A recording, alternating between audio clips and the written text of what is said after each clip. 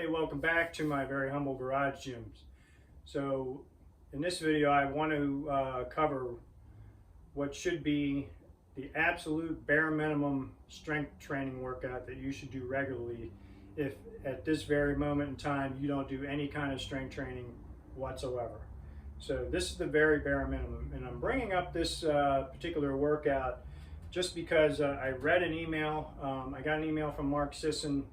I subscribe to his newsletter, and in that email he talks about the best exercise being the one that you will do. So for most people that are at least reasonably active, the main exercise for them is often walking. And walking is great, but it doesn't do a whole heck of a lot for your cardiovascular health, and it doesn't do anything for strength training either. However, walking is good for maintaining your metabolism at a certain level, and just in general keeping you from being sedentary. So if you're a walker, great.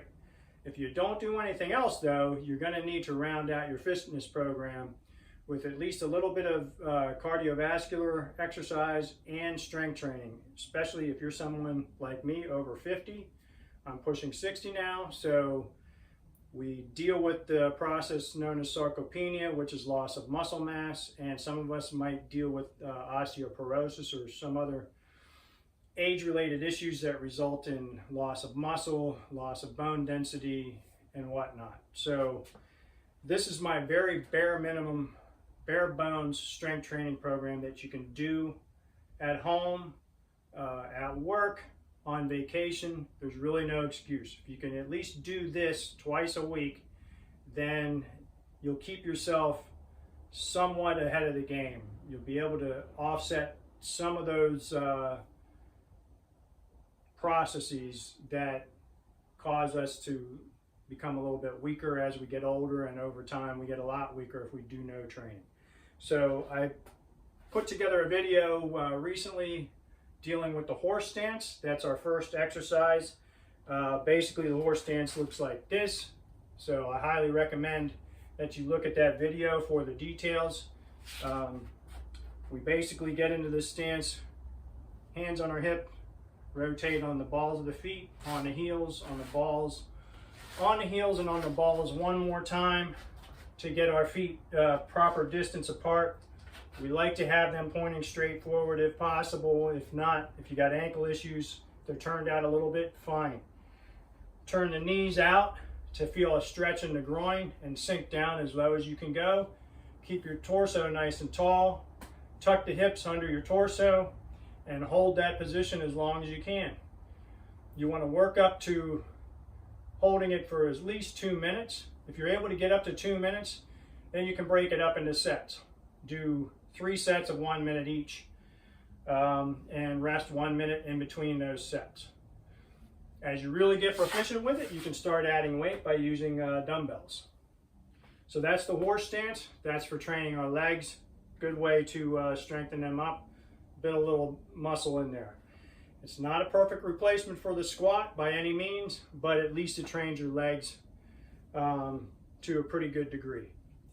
Next up, the push-up. So I don't think I need to go into many details on how to do a push-up. Plenty of video out there to see how to do one. If you can't do any without having your knees on the floor, then by all means, put your knees on the floor and get as much range of motion as you possibly can in the push-up. So if this is as far as you can go, then do as many of those as possible. Ideally, knees are off the floor and you're banging out as many as you can. Try to get 2 to 3 sets of push-ups in, as many reps as possible. Rest about 1 minute to 90 seconds in between sets, and you'll have a good, decent upper body workout. It doesn't hit all the muscle groups that you want, but you're working quite a few. So it's a good way to build some initial strength if you've done no training at all. Eventually, once you start doing push-ups 25 or more, you're getting into muscle endurance rather than building strength. But you can start playing around with different push-ups to make them more difficult, and then that will help you still build some strength over time with doing just push-ups.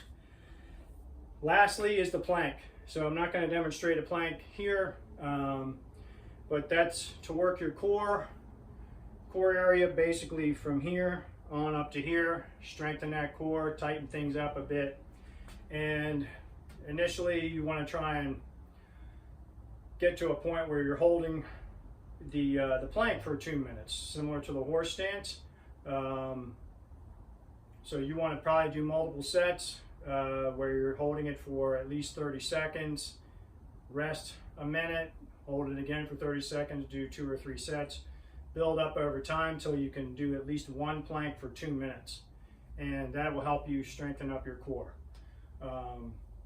So those are 3 exercises you can do anywhere at any time, so there's no excuses for never training for strength ever.